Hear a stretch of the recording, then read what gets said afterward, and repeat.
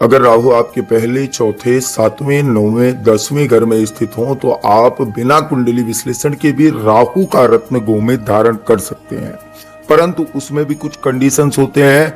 राहु शुभ नक्षत्र में होना चाहिए, किसी दुष्ट ग्रह का उस पर प्रभाव नहीं होना चाहिए, शत्रु ग्रह का प्रभाव नहीं होना चाहिए।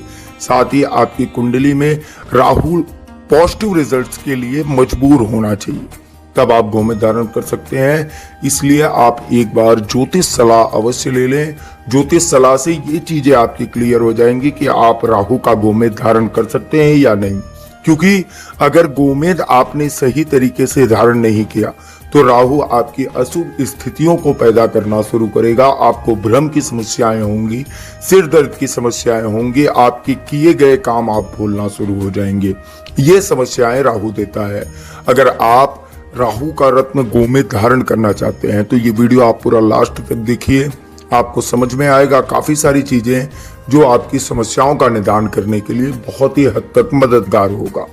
पहला, अगर आप चाहते हैं कि आप राहु का गोमेद धारण करें तो सबसे पहले आप अपनी कुंडली का विश्लेषण करवाएं, क्योंकि कुंडली विश्लेषण के बाद ये चीजें क्लियर हो जाती हैं कि आपको गोमेद रत्न धारण करना चाहिए या नहीं धारण करना चाहिए। गोमेद धारण करने के लिए कितने वजन का धारण करें वो आपके राहु की डिग्री निर्धारित करती है। आपको गोमेद किस रंग का धारण करना चाहिए, गौमूत्र रंग का आता है और एक हल्का लाल रंग में आता है, दो गोमेद आते हैं। वो राहु की पोजीशन पे डिसाइड करता है। अगर राहु पे आपके गुरु की दृष्टि है तो गौमूत्र रंग का, अगर राहु पे सूर्य की दृष्टि है तो हल्के लाल रंग का।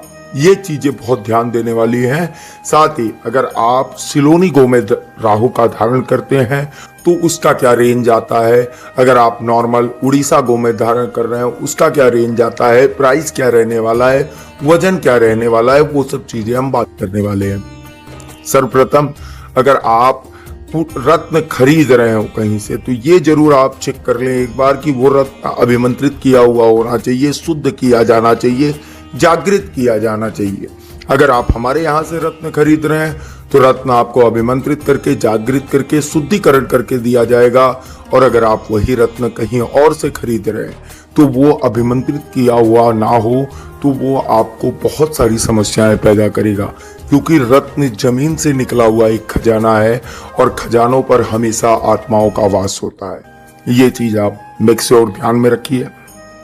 साथ ही अगर आप गोमेद धारण कर रहे हैं तो जैसे एक सपोज के लिए मैं मानता हूं राहु आपका 14 डिग्री पे है तो आप 6 से 7 रत्ती का गोमेद आराम से धारण कर सकते हैं, बहुत अच्छा रिजल्ट देने वाला है।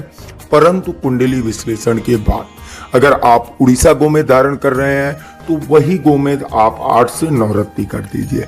अगर आप सिलोन धारण कर रहे हैं तो 6 से 7 रत्ती बहुत मैक्स अच्छा गोमेद आप धारण कर सकते हैं।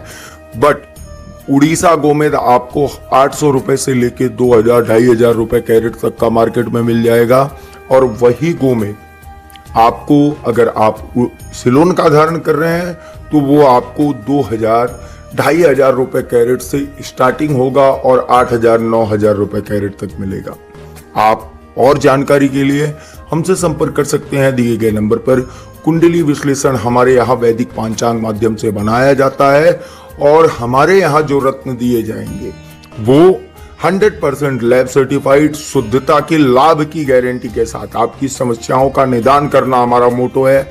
आपकी समस्याएं अगर नहीं निदान होता है तो जितना आप हमें पैसा देंगे उसका 2 गुना हम आपको रिटर्न करके देंगे। स्टोन आपसे वापस ले लिया जाएगा और 2 गुना आपको रिफंड किया जाएगा। ये हमारी गारंटी है। अगर आपको कोई भी समस्या हो, लव लाइफ से रिलेटेड, पैसों से रिलेटेड, व्यापार से रिलेटेड, आप हमें जरूर संपर्क करें।